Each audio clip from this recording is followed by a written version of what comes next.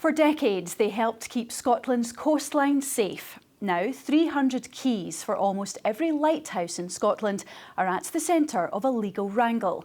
Daniel Marshall was given them 20 years ago. He spent a decade restoring the keys and even wrote a book on the subject. But now the Northern Lighthouse Board wants them back. Here's Nicola McCally.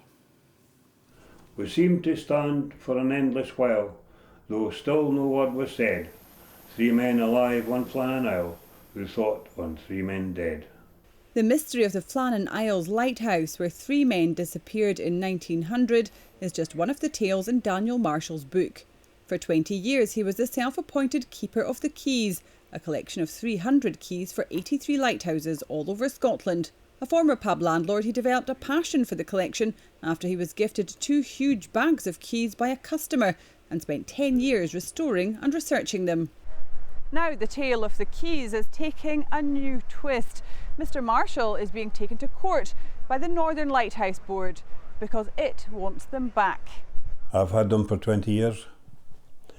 The engineer who gave me the keys, he said they were under his bench for 15 to 20 years under his bench, so they've been lost for 40 years.